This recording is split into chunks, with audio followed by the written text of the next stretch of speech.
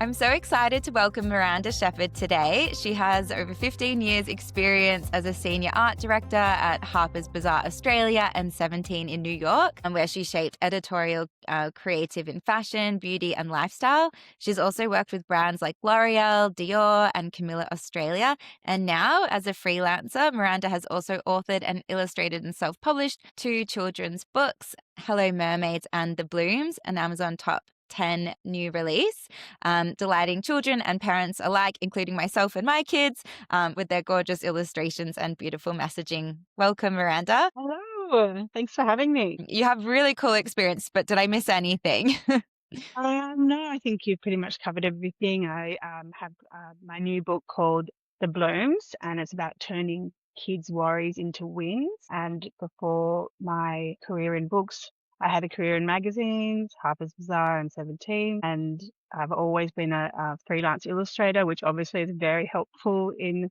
self-publishing because I do not have to hire an illustrator. I can work for myself. And I'm also a mum to my beautiful daughter, Chloe, who's 6, and she inspired my new book, The Bloom.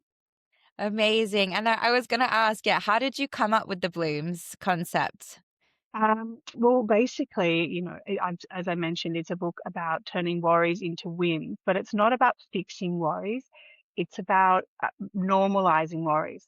It's personal to me because my daughter was going through all these worries herself, and every single worry in this book is something that Chloe and I went through together. And I started talking to some of her friends' parents, and they were all dealing with the exact same worries. These are everyday worries, common worries that little kids have, such as someone said something mean to me, someone said, "You can't play with us. I made a mistake today.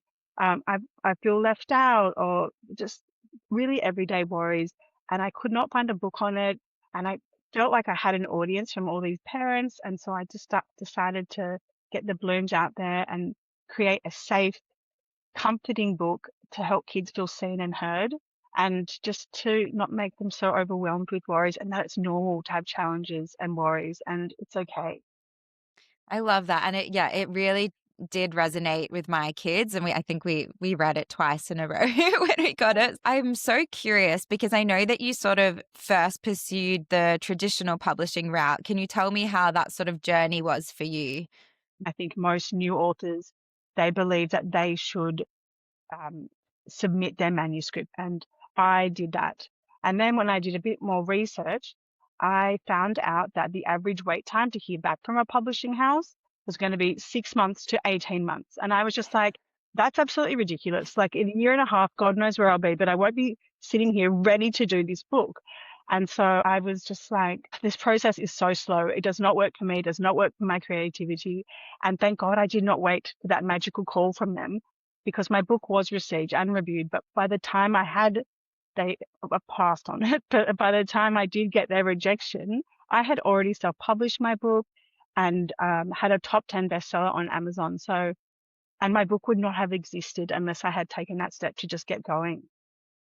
You've touched on so many important factors where it's like, you found your ideal user, which is your daughter, and that age group of kids, and knew that there was that need. So what was the moment you decided, screw it, I'm gonna self-publish? When I heard how much waiting was involved, I was just like, I just can't. That does not work for my creative process. It doesn't work for my schedule. I want to get it into kids' hands. I did not want to be waiting. I wanted to be creating.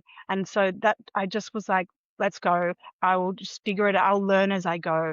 Like, I'll at least give it a chance. And if I get stuck, so be it. I think it's such a great time to take on a solo self-publishing career, because you can have someone to help you with the stuff that you're not so confident about, like some of the tech stuff, some of the forms that I was filling out on Amazon KDP. Like I had to ask some questions with AI that helped me along the way. So I was lucky that that is an option now. But at the end of the day, I believed in the book, and I knew that the market would ultimately tell me if it was good or not. And it did. People were buying my book, so it's good. And publishers are obviously not always right. Yeah, was that really validating when it became top 10 Amazon new release? Yeah, so exciting. Like what a thrill. And I think what it really was validating more so that it had taken the right path, that I had self-published, because that book would not even be in this world if I hadn't have taken that path. So it did just confirm that I had chosen the right direction to go in. But I do think the real validation for me is having teachers and parents and children all like tell me that my books made a difference in their world. Like that's the real validation to me. There are many people out there, I think, who sort of have tossed up self-publishing before. You obviously have over 15 years experience working at really cool magazines. And so how much did your professional experience feed into your self-publishing journey? Like, did it give you a leg up? In the magazine industry is that it taught me a lot about deadlines and production and marketing and presentation and distribution, all things that you need to know about if you're going to do self-publishing. So I think subconsciously, I didn't realize at the time, but I did have those skills because of the magazine world. And even though my job title was an art director, but in the magazine world, art director doesn't just mean art director. Everyone in the magazine world's doing multiple roles. So, and I think that's very similar to self-publishing because you're doing so many roles. So I think it did sort of set me up in that degree. I think self-publishing is like running a small publishing company because you're in charge of so many roles. But I think in regards to the magazine world and the publishing world, they're very different places. I think they're different crowds. Is it a misconception that when you choose to self-publish, it just takes 5 minutes? You upload your book on Amazon and you can clap your hands and go home. Oh, yes, yes. No, self-publishing is definitely not the easy route. Exactly. People just think that you upload and you're done. The uploading bit, I think, is the easy bit. Building an audience and selling your book, that's the hard bit. These are just the basic roles. Author, illustrator, designer, publisher, marketer, publicist, salesperson, website manager, social media manager, event organizer, customer service department. Just, so much is involved. It's a lot of roles. And then, it's also a lot of hustle. You have to promote the book, talk about the book, pitch the book to schools, libraries, bookshops, influencers. It's not an easy option. Yeah. When we jumped on this call and I was like, wow, your background looks incredible. And I really appreciated what you said, which was around who else is going to promote it, right? If not me. No one cares about your book as much as you because you have to, because you need to live and breathe your book because you are your whole team. And so I would say that is a con, being your whole team. But then I would also say it is a pro, being your whole team, because you have other things like complete control of creativity, speed, ownership, your relationship to your readers. Did you have goals in terms of, okay, how many sales you want or like what you're pushing towards, or it's just that kind of constant rhythm of promoting and marketing? I'd say it's a constant rhythm, and like every day is like, I'm just hoping for the best. I'll just give it 100% at everything I do. And like, yeah, I don't have a number in mind. I'm just every day is a new day and just give it my all. And, if I sell a copy or 2 or 3 or 4 of the book, then that's a good day. I have used Amazon KDP to self-publish. And I actually don't know how many copies they've sold because I just don't look up that side of it. I just get like the check or whatever, but I actually should look up how many. It's a nice thing not to have to worry about because you're worrying about so many other things. For me, it worked really well because there's a lot of pros involved, such as the global distribution, which is really important for me because my books, for example, my book's in a New York library. That is not possible without Amazon. The first book reviewer influencer that wrote about my book was in London. I literally just got on Amazon UK, and she had the book within 24 hours, and then she did a review within 24 hours. That's a really big pro for someone like me in Sydney, like that hasn't got a huge outreach right now. Like no author wants to deal with printing. Like I don't want to have to deal with printers. I don't want to have to be picking up books. I don't want to be storing books in my bedroom. So it's really nice that they handle that. And they do print on demand. And then they also do authors' copies, which I don't think a lot of people know about, which is wonderful. I can buy as many, like I've got so many copies here, as many books as I want at a very reasonable price, which makes it very nice for me to be able to buy my book reasonably, and then I can sell it for a profit on my website. Would you say there is more freedom for creativity in your self-publishing journey that you've experienced? 100% for me, but I don't think I'm your typical author because I'm the author and the illustrator, which means I have 24 hours, 7 days a week access to my creative department. So for me, I can do whatever I want and just get it rolling. Like I don't need to hire someone to do that. So that's a real benefit for me. And I think a really good example of this would be for my book, The Blooms. I've just done Bloom Mail, which is something that a big publishing house would never do. Basically, when parents read the book, they have their kids enjoy the book, they send me a picture of their kids reading the book or send me a review or have a review on Amazon. And as a, thank you for your support kind of thing. And also I generally want their kids to in, get more enjoyment from my brand, The Blooms.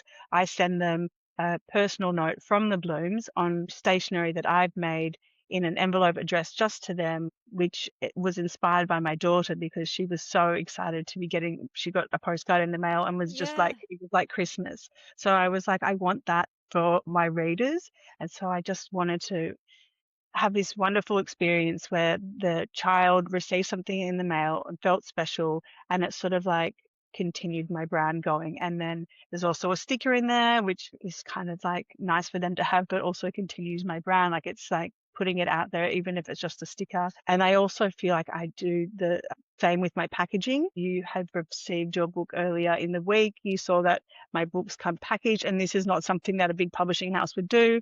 I wrap my books with beautiful Bloom's paper that I've made, and then I have this signature orange bow, and everyone that orders a book from me has their book wrapped like that because I want the kids to receive my book as not a book, as a gift and something to feel special, like, wow, I'm getting a gift, which leads back to my whole branding of I want kids to feel confidence and just like joyous moments.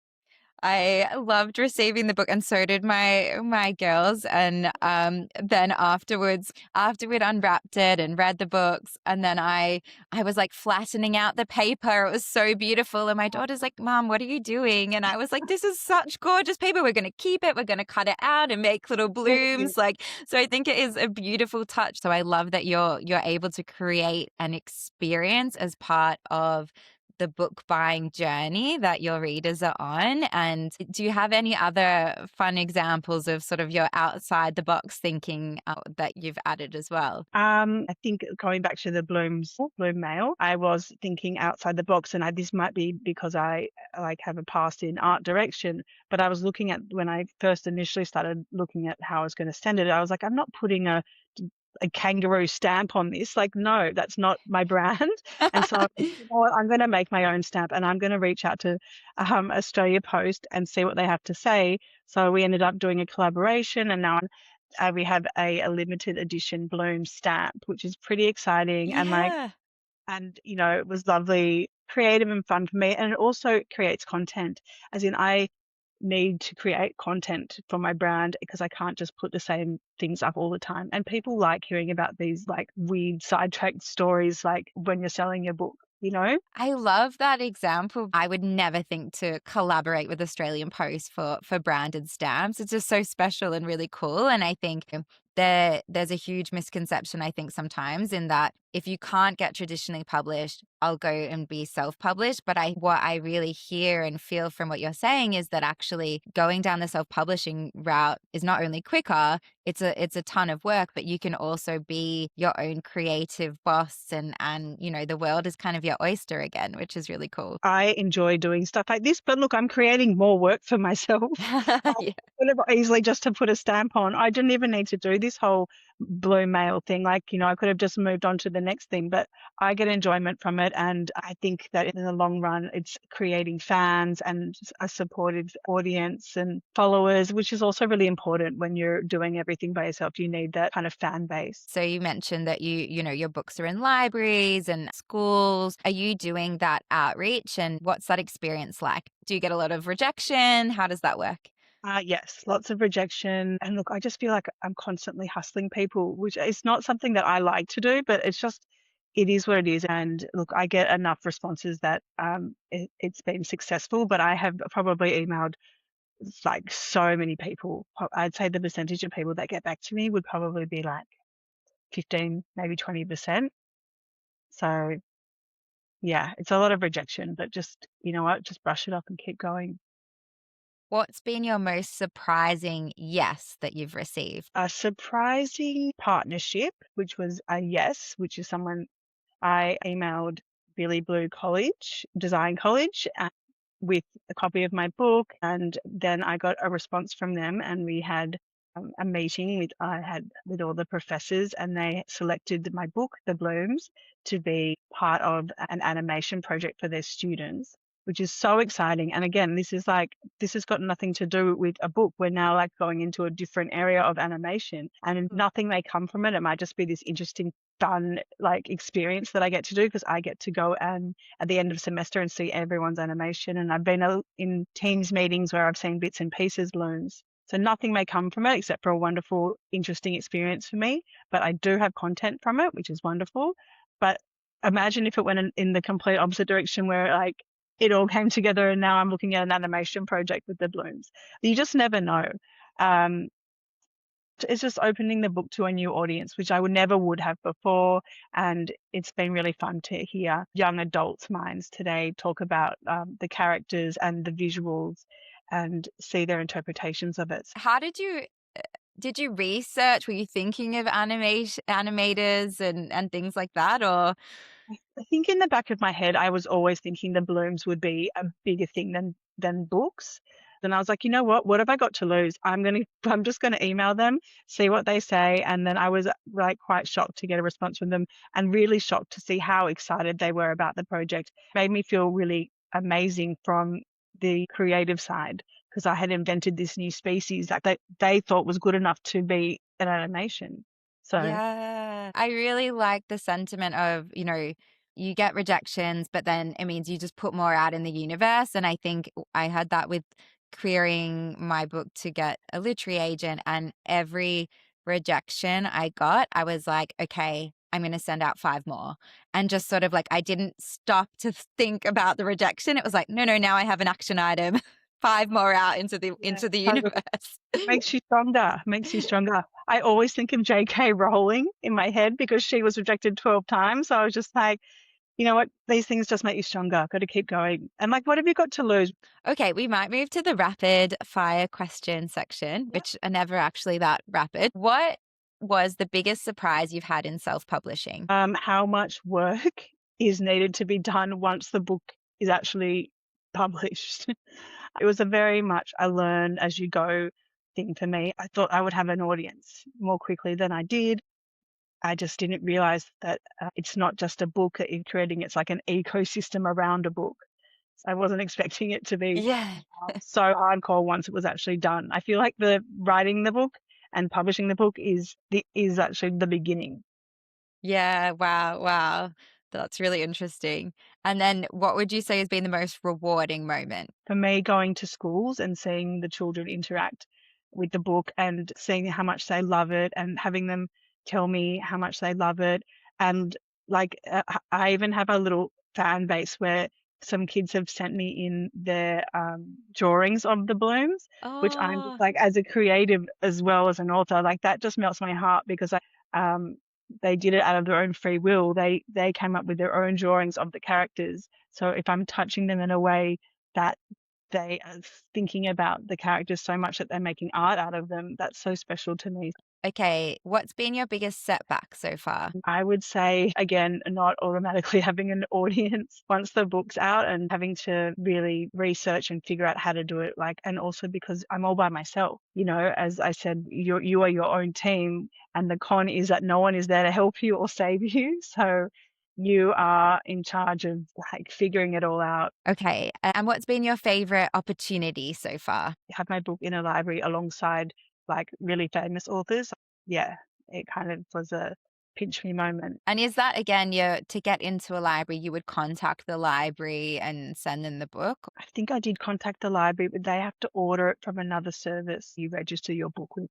There's all these like little processes. Like I've actually like blocked from my mind because Yeah. I like did not realize you have to send your book to Australia Books, New South Wales libraries, like all these. I've sent like 10 books out to different people that I did not realize I had to because their book has to be Mm. registered with them. Yeah, that's really interesting. It's like a can of No one tells worms you. once you start like No one realizing. tells you. Are you working on the next Blooms book? Yes, I am working on the next Bloom's book. I'm really excited about the next chapter they're going on, and it's sort of following my daughter's, as my daughter gets older, it's following the next problems and things that she's curious about. So this book is different, but it's still going to have the characters from the Blooms in it. So it's a Blooms book, but it's more developed. It's becoming for an older kid. So when I Awesome. say older, like 6 to 8.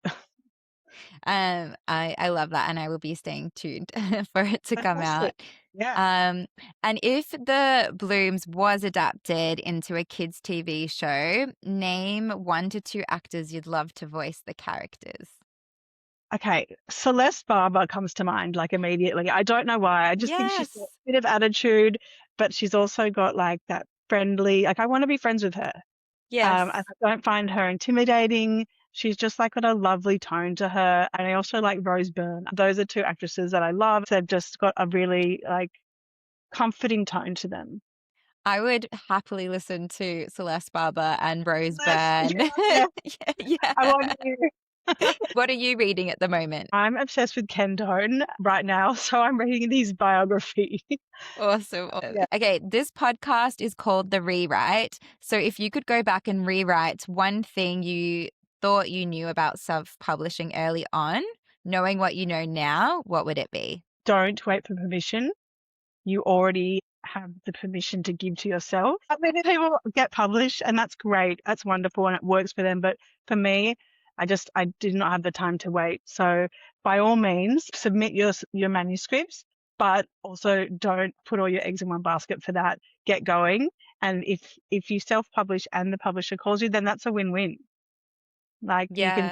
take the book that you've done and then you can develop it further if the publisher wants to do that. Or you can work on the next book with them. Yeah, it's a really great point. And I think once upon a time, publishers wouldn't take on books that had already been self-published, but I think that world is changing now, and there's so many examples where publishers are seeking out self-published books. Okay, another fun one, a book you'd love to see adapted into a TV show or movie. Okay, well, the Blooms, obviously.